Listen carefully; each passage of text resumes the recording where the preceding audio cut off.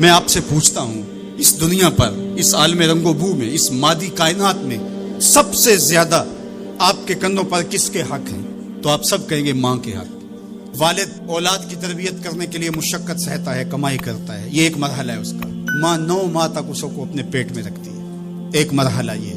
پھر ولادت کا دوسرا مرحلہ، زچہ بچہ دونوں کے لیے موت و حیات کی کشمکش ہے۔ اور تیسرا مرحلہ اس کی تربیت کا، جس کا باپ شامل ہوتا ہے۔ تو ماں کے 3 حق بیان کیے اور باپ کا 1 حق بیان کیا۔ مجھے بتاؤ، وہ ماں اور وہ باپ جو اولاد کو اپنی آنکھوں کا تارا اور نور نظر کہتی ہے، کیا اس کے حق ساری زندگی بھی کوئی لگا رہے تو ادا کر سکتا ہے؟ کسی نے کہا کہ میں نے ماں کو اپنے کندھوں پہ اٹھا کے حج کروایا اور موسم میں حدت اور گرمی اتنی تھی کہ گوشت کا ٹکڑا زمین پہ پتھر پہ ڈال دیا جاتا تو وہ بھن کے کباب بن جاتا، کیا میں نے اپنی ماں کا حق ادا کر دیا؟ کہا تیری ولادت کے وقت جو اس نے تکلیف سہی، اس تکلیف کے ایک جھٹکے کا حق بھی ادا نہیں ہوا۔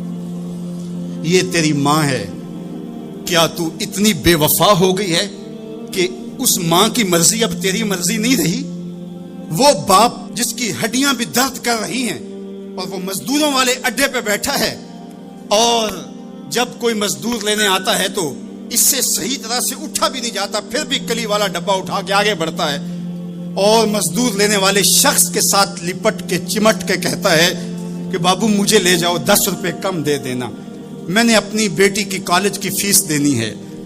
وہ باپ جس کی ہڈیاں دکھ رہی ہیں اور جا کے دیوار پر کلی کر رہا ہے، اس کی کمائی سے کالج میں پڑھنے والی بیٹی کو ایک خاتون ایک سجے ہوئے دفتر میں بٹھاتی ہے اور کہتے تو پدر شاہی نظام کے خلاف بغاوت کر، تیرا جسم تو تیری مرضی ہونی چاہیے، باپ ہوتا کون ہے؟ وہ بیٹی اس کے منہ پہ تھپڑ مارے، وہ کلی کر کے میرا پیٹ پالتا رہا اور میری فیسیں ادا کرتا رہا، میں تو اپنی زندگی کی ایک سانس بھی اپنے باپ کے نام کر دوں، حق پھر بھی ادا نہیں ہو سکتا ہے۔ میرا باپ میری تعلیم کا ضامن ہے، میری زندگی کا ضامن ہے، میری عزت اور آبرو کا پہرے دار ہے۔ اللہ اکبر، معاشرہ بدل گیا، حالات کے تیور تبدیل ہو گئے، بغاوتیں بھر گئیں، وفاؤں نے دم توڑ دیا، مغربی تہذیب کی یلغار نے مرد آوارہ، بیکار و زن کمار باش کیا معاشرہ تخلیق کیا جا رہا ہے۔ میرے حضور کے غلاموں، آؤ ہم نے دین حضور سے لینا ہے، اور یہ سارے چونچلے اور یہ ساری مغربی وظیفہ خور تنظیمیں یہ دم توڑ کے رہ جائیں گی۔ اس کائنات کے اندر اور اس وطن کے اندر جھنڈا لہرائے گا تو محمد عربی کے نظام کا ہی لہرائے گا انشاءاللہ۔ اس کے لیے میں اور آپ نے اپنی زندگی کی ایک سانس لگانی ہے۔ ہم حضور کے دین کو کھڑا کرنے کے لیے اور حضور کے نظم کو غالب کرنے کے لیے اپنی زندگی کے ایک سانس کو حضور کے نام وقف کریں گے۔ میری زندگی کا مقصد تیرے دین کی سرفرازی، میں اسی لیے مسلمان، میں اسی لیے نمازی۔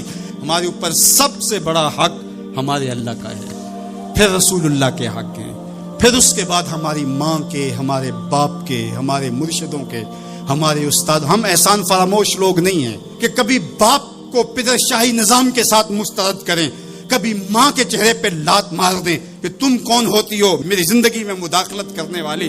ہم تو رشتہ بھی کرنا ہوتا ہے تو بوڑھی دادی امی سے بھی پوچھتے ہیں، جب تک وہ ہاں نہیں کرتی تو گھر کے اندر ماحول ہی نہیں بنتا ہے۔